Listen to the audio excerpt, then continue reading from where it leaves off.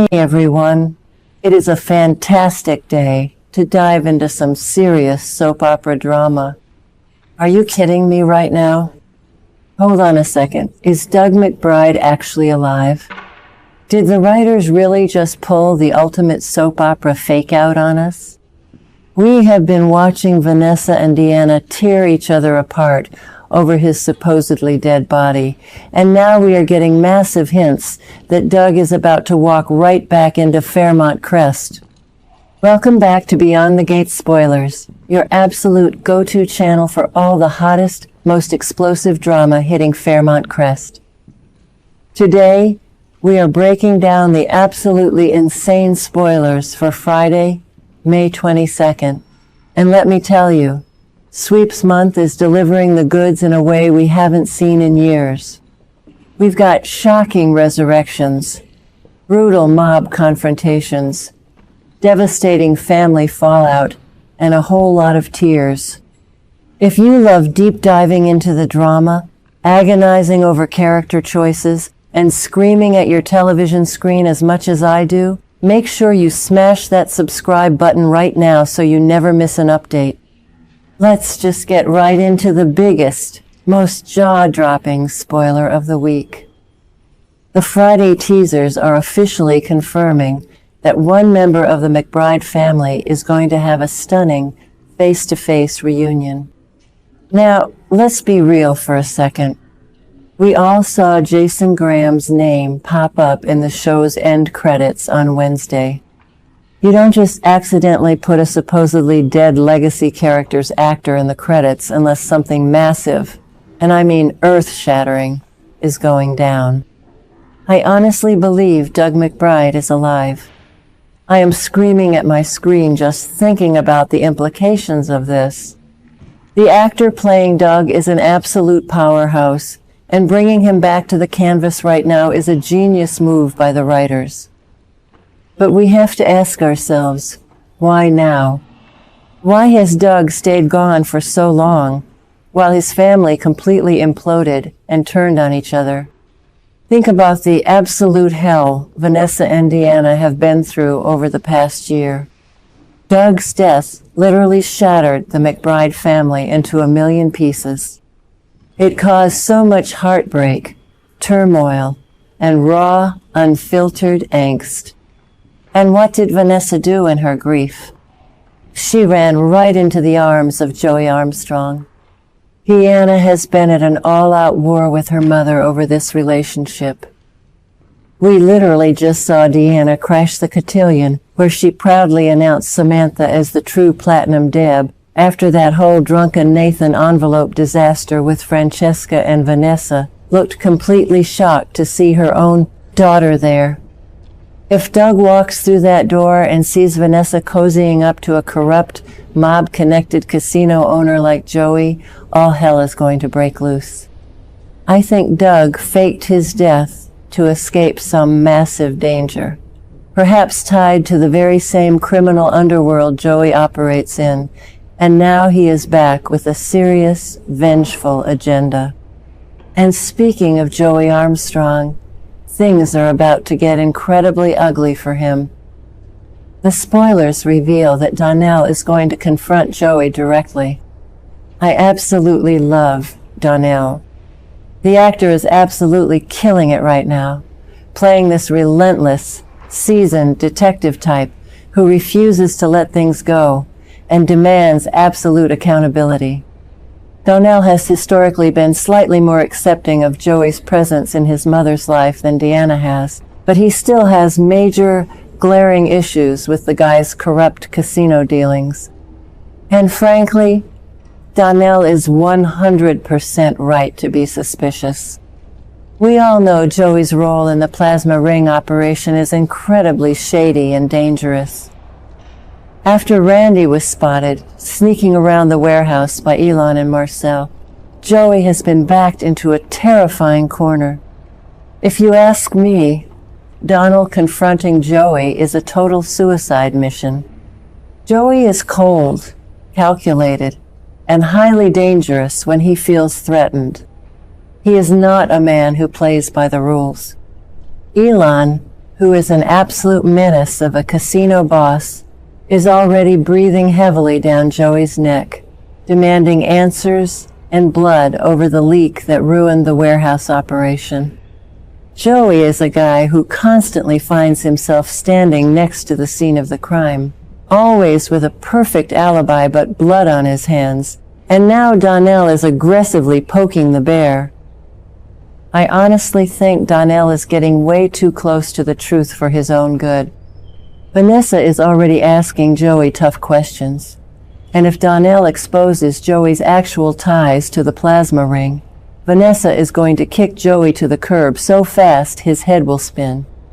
But I am genuinely terrified for Donnell. You do not cross a guy who deals with ruthless people like Elon and Ren. Now, let's pivot to something a bit unexpected, but deeply fascinating. The Friday spoilers mention that Kat is going to be doling out advice to Deanna. This is super interesting to me because, historically, Kat is usually the one supporting Donnell. Kat is that grounded voice of reason, the one who helps everyone see the bigger picture when emotions are running high. We know she has been incredibly busy lately, secretly comparing notes with Bill and Tomas about the mysterious disappearance of Lynette Wise, which, by the way, is going to get them all killed by Haley if they aren't careful. Because Haley is a literal sociopath. But why is Kat suddenly stepping in to guide Deanna? I think Deanna is completely spiraling out of control. She just exploded in righteous anger over Donnell wearing Joey's cufflinks at the cotillion. Deanna needs a neutral party, and Kat is the perfect person to talk her off the ledge before this massive McBride reunion happens and flips her world upside down again. Over in the elite, untouchable circles of Fairmont Crest, the Dupree family is doing what they do best, executing massive, sweeping damage control.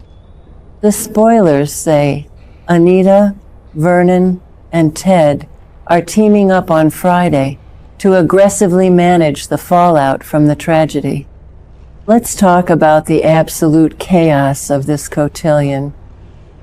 Not only did we have the humiliating public mix-up where Francesca was mistakenly crowned Platinum Deb before Danny loudly protested with a hilarious, "Oh hell no," and the tiara went to the rightful winner, Samantha, but we also had a literal death happen the exact same night.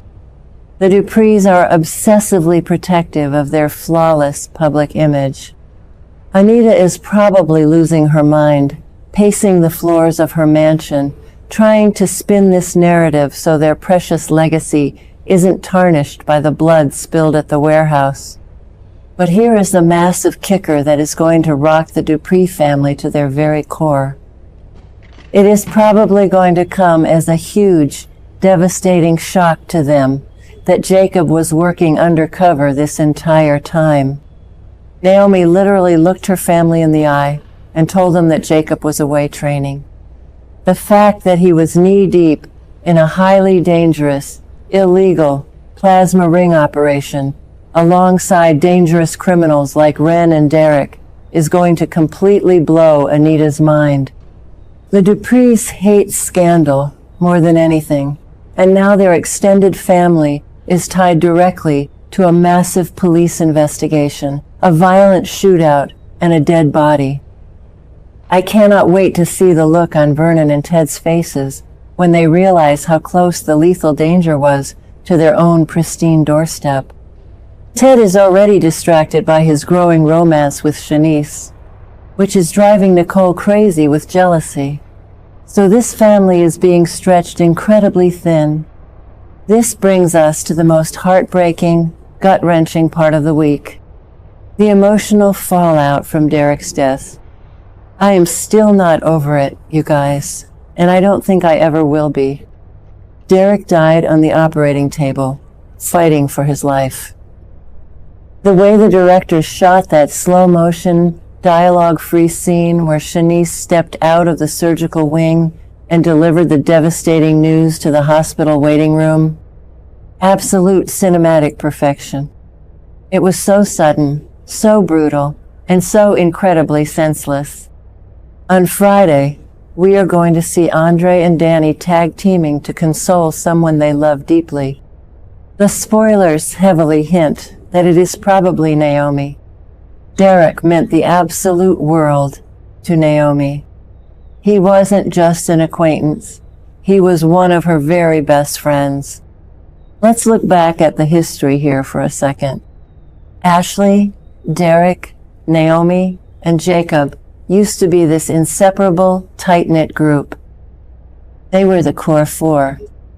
They were always together, sharing secrets and supporting each other until the dynamic dramatically shifted after Ashley and Derek broke up. Now, that beautiful circle of friendship is forever broken.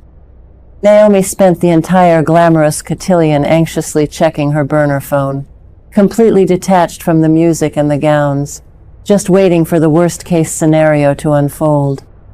And her absolute worst nightmare came true.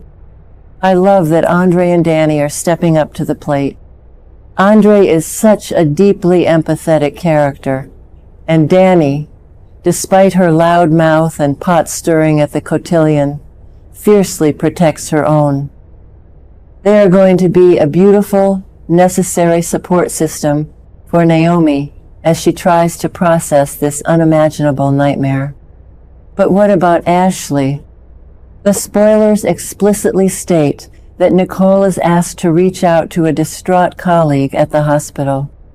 This could definitely be Ashley, or maybe even Shanice, who had to bear the heavy burden of delivering the horrific news.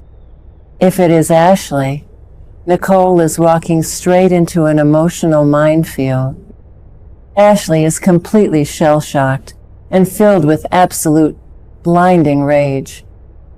She just found out that Grayson, the man she was falling deeply for, handed over his important documents and was deeply involved in the shady mob underworld that ultimately got Derek killed. Ashley literally tried to physically attack Leah in the hospital. I don't blame her one single bit. Leah is a manipulative, cunning sociopath who faked chest pains just to save her own skin after getting grazed by a bullet. Ashley's grief is going to turn into a quest for vengeance. Mark my words. The entire plasma ring operation is imploding right before our very eyes, and the collateral damage is staggering. Leah is currently being held captive and intensely interrogated by Marcel, and you know for a fact she is spilling the names of the leaders as fast as humanly possible to save herself from prison. Marcel is deeply disappointed because he and Leah have a complicated history, but he needs to press her for every single detail to blow this case wide open. And where does Ren fit into all this chaos? He is in deep, deep trouble with the cops, and a man like Ren is extremely dangerous when cornered. Jacob survived his head injury and has returned to Naomi, but the intense trauma of this night is going to haunt all of them for a very long time.